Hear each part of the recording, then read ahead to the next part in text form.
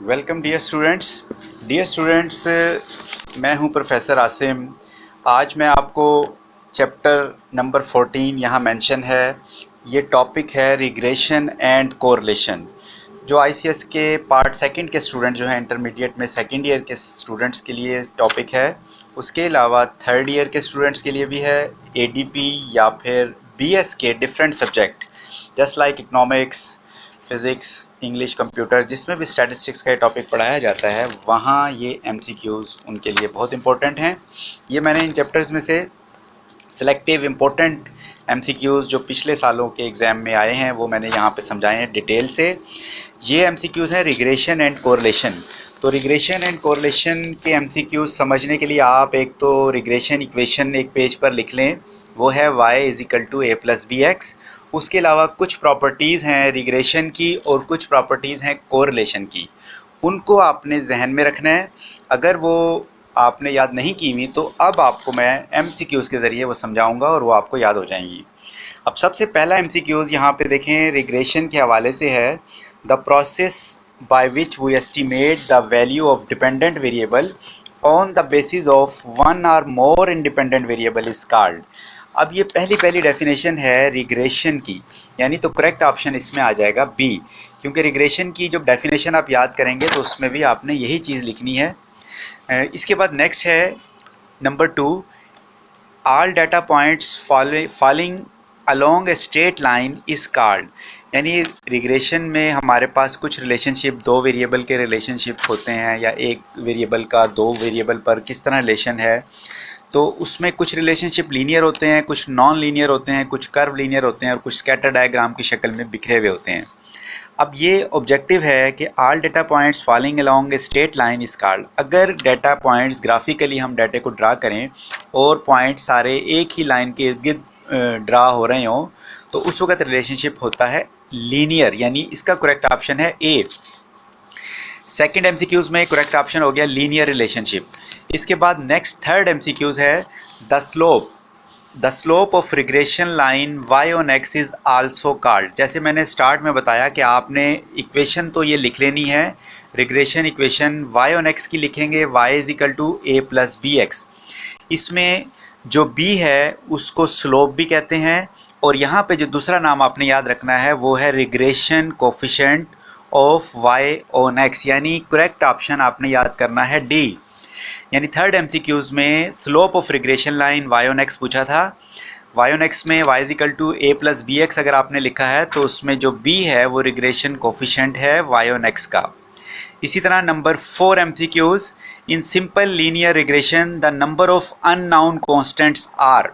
Simple linear regression equation मैंने आपको शुरू में बताया कि आप y = a + bx की इक्वेशन लिख लें और फिर ये एमसीक्यूज़ तैयार करें।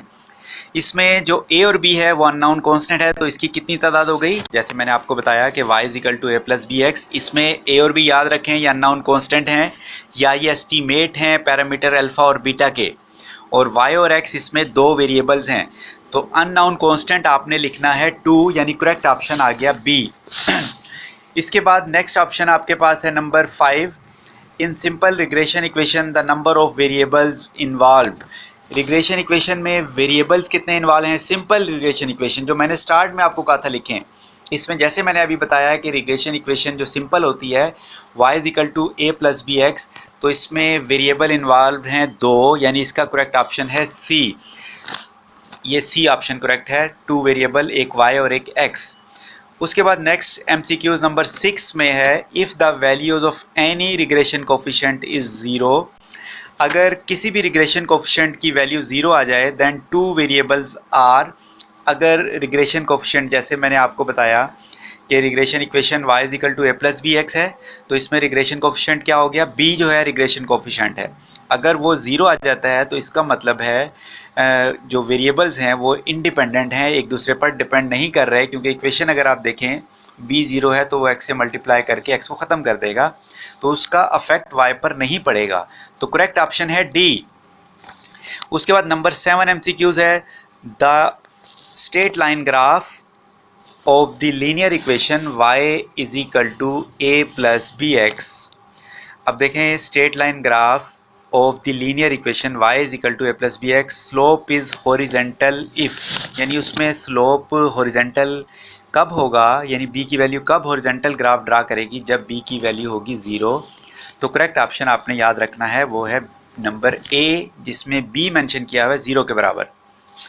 इसके बाद नंबर 8 MCQs पे आए, ये है इफ़ रिग्रेशन लाइन में y estimate is equal to 5, यानी y के ऊपर एस्टीमेट यानी हैट का निशान डाला हुआ है, इसका आंसर 5 लिखा हुआ है यहाँ पे। तो यहाँ पे MCQs में अगर आप 5 की जगह, यानी ये समझें a की वैल्यू है, अब आपसे पूछा जाता है कि y का आंसर a के इक्वल कब होगा, तो बहुत आसान सी बात है, इक्वेशन को सामने रखें, y का आंसर a या a की कोई भी वैल्यू यहाँ पे आ सकती है 5, 6, 7, 8। तो आपने ये ध्यान में रखना है कि यहाँ पे है a अननोन कांस्टेंट, कुछ भी हो सकता है। कब उसके इक्वल आएगा, जब उसमें b प्लस बी एक्स था, अगर b 0 हो जाए तो b वाली टर्म और x दोनों ख़त्म हो जाएंगे, तो y इज इक्वल टू 5 बचेगा। तो इसका करेक्ट ऑप्शन है a, यानी 0, यानी कि जिसमें लिखा हुआ है a, अब a MCQs में लिखा हुआ है 0, यानी b का आंसर जब 0 होगा रिग्रेशन कोफिशिएंट का, तब y एस्टीमेट का आंसर a के बराबर होगा, और a की वैल्यू कुछ भी हो सकती है। यानी MCQs को अगर चेंज करके आपसे पूछें तो यहाँ 5 के बजाय 6 भी लिख सकते हैं, a भी लिख सकते हैं। इसका मतलब ये होगा कि b आपके पास नहीं है, वो ख़त्म हो गया, उसका आंसर 0 है। इसके बाद नेक्स्ट MCQs नंबर 9 की तरफ आते हैं। If one regression coefficient is greater than 1 then other will be, ये है प्रॉपर्टीज ऑफ रिग्रेशन लाइन, ये आपने याद रखनी है रिग्रेशन कोफिशिएंट्स की properties.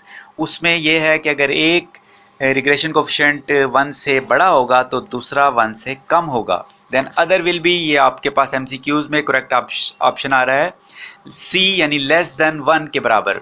Less than 1 correct option है C।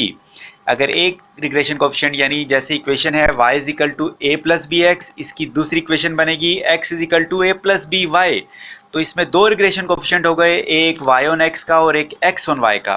तो MCQs में पूछा गया है कि अगर एक कोफिशिएंट ग्रेटर देन 1 हो तो अदर लेस देन 1 होगा। यह है प्रॉपर्टीज ऑफ रिग्रेशन लाइन में आपने याद रखनी है। इसी तरह नंबर 10 पे है the dependent variable is also called.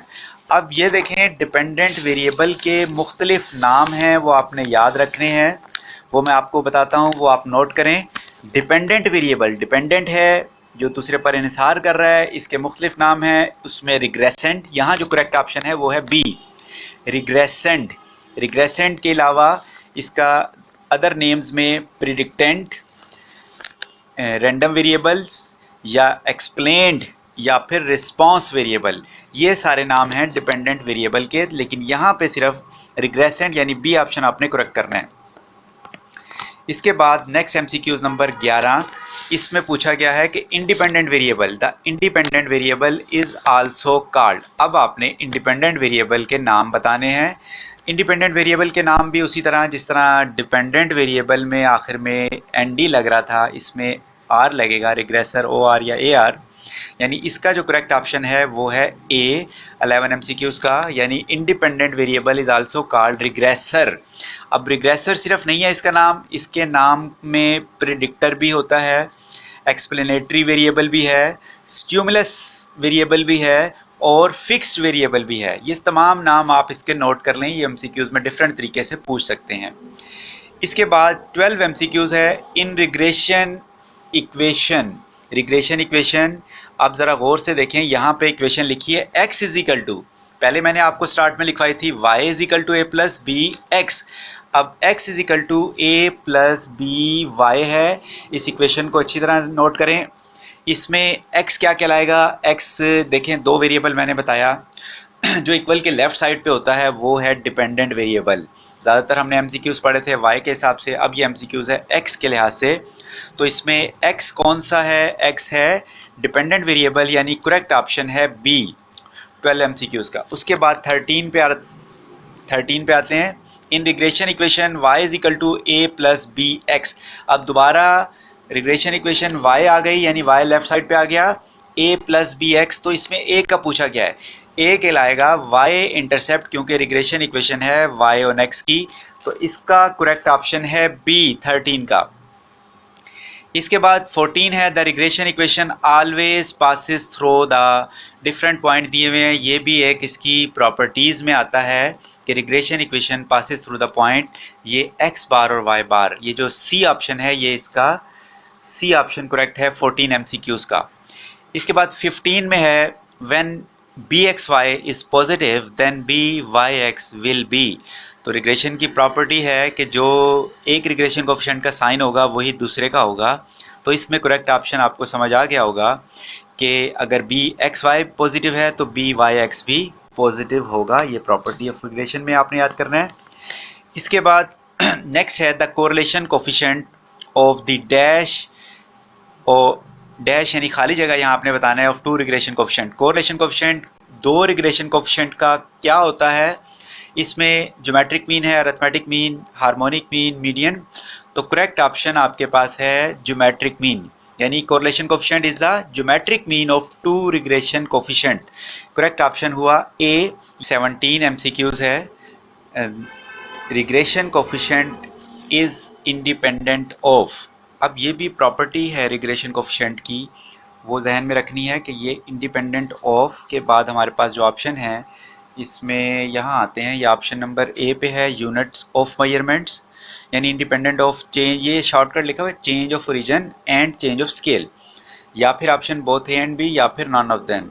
यानी इसका करेक्ट ऑप्शन है नंबर ए, यानी regression coefficient is independent of unit of measurements आएगा।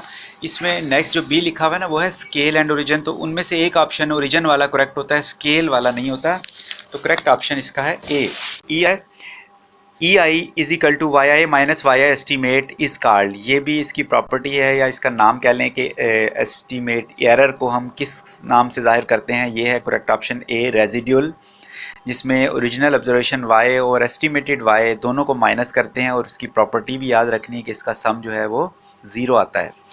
नेक्स्ट MCQs नंबर 19 है the value of coefficient of correlation. ये स्पेलिंग में थोड़ी मिस्टेक हो गई, यहाँ पे आना है लाइज, LIES, ये देखें, इसको याद रखें, R से नहीं ये L से होगा कि कोरिलेशन कोफिशिएंट्स लाइज बिटवीन, यानी कहाँ तक इसकी रेंज है, तो वो बिटवीन है -1 एंड +1, और ये इंक्लूसिव भी है, ये भी शामिल होते हैं, और ये -1 और +1 भी आ सकता है। ये याद रखें, अगर -1 आए तो परफेक्ट नेगेटिव कोरिलेशन है, अगर +1 आए तो परफेक्ट पॉजिटिव, और अगर 0 आ जाए तो फिर नो कोरिलेशन होगा। नंबर 20 है the sign of regression coefficient and correlation coefficient are always dash, ये आपने बताना है, इसमें है डिफरेंट, सेम, पॉजिटिव या नेगेटिव। तो ये पहले भी हम पढ़ चुके हैं, प्रॉपर्टी है कि कोरिलेशन कोफिशिएंट जो है रिग्रेशन कोफिशिएंट का ज्योमेट्रिक मीन होता है, तो जो साइन रिग्रेशन कोफिशिएंट के होंगे वही कोरिलेशन, यानी करेक्ट ऑप्शन है बी। इसके बाद द टर्म रिग्रेशन वाज, ये साइंटिस्ट जिन्होंने 1877 में ये इंट्रोड्यूस कराया था ये लफ्ज़, वो कौन से साइंटिस्ट थे, उनमें मुख्तलिफ नाम हैं, न्यूटन, पियर्सन, स्पेयरमैन या फिर गेल्टन। तो ये करेक्ट ऑप्शन है डी, सर फ्रांसिस गेल्टन इनका पूरा नाम था, तो करेक्ट ऑप्शन हो गया डी।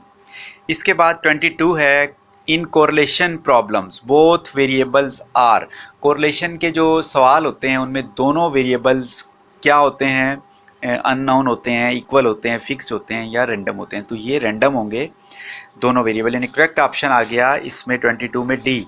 इसके बाद नेक्स्ट है 23 एंड 24, ये यहाँ पे आ गया 23 पे। 23 में देखते हैं the regression equation y is equal to a plus b x where a and b are cards. अब a और b को हम क्या कहेंगे, जैसे स्टार्ट में मैंने आपको बताया था कि इक्वेशन लिख लें, ए और बी मैंने शुरू में बताया था, तो ये आप जज करें कि इनमें से कौन सा ऑप्शन करेक्ट होगा, कांस्टेंट है, एस्टीमेट्स है, पैरामीटर्स हैं या बोथ ए एंड बी। तो इसका करेक्ट ऑप्शन है कांस्टेंट भी कहलाते हैं ये, और ये अल्फ़ा और बीटा जो पॉपुलेशन के पैरामीटर हैं उनके एस्टीमेट्स भी हैं, तो डी ऑप्शन इसमें करेक्ट है, बोथ ए एंड बी। इसके बाद नेक्स्ट 24 देखें, if b y x is equal to b x y is equal to 1, उस सूरत में एस एक्स और एस वाई भी अगर इक्वल हैं तो आर विल बी, यानी कोरिलेशन क्या होगा, वो प्रॉपर्टीज ध्यान में रखें कि ये है geometric mean of two regression coefficient. तो ज्योमेट्रिक मीन दो वैल्यूज़ का निकालने के लिए हमें दोनों को मल्टीप्लाई करके उसकी स्क्वायर रूट लेनी है। तो इस तरह कोरिलेशन भी ऐसे निकलेगा कि आप बी वाई एक्स और बी एक्स वाई को मल्टीप्लाई करें और फिर उसकी स्क्वायर रूट लें। तो आंसर जाहिर है दोनों का आंसर 1 है, तो 1 मल्टीप्लाई बाय 1 1 ही रहेगा। स्क्वायर रूट लेने के बाद भी वो 1 ही रहेगा। तो करेक्ट ऑप्शन आ गया सी। लास्ट एमसीक्यूज है, इफ आर यानी कोरिलेशन एक्स वाई का 0.75 है तो r y x will be, वो क्या होगा, 0.25 बनेगा, 0.5 बनेगा, पॉइंट प्लस में या माइनस में। तो ये एक प्रॉपर्टीज है कि correlation coefficient is symmetrical with respect to x and y. तो आर एक्स वाई और आर वाई एक्स का आंसर सेम होता है, यानी करेक्ट ऑप्शन आ गया सी। तो ये इंपॉर्टेंट एमसीक्यूज हैं, इनको आप 2-3 बार सुनेंगे तो ये आपको समझ भी आ जाएंगे और याद भी हो जाएंगे। अगर आप वैसे रट्टा लगाते हैं तो फिर आपको एग्जाम में अगर थोड़ी सी स्टेटमेंट चेंज हो गई तो आप उसमें मिस्टेक कर सकते हैं। तो ये एमसीक्यूज तैयार करें, फिर नेक्स्ट लेक्चर में दूसरे चैप्टर के मैं एमसीक्यूज आपको समझाऊंगा।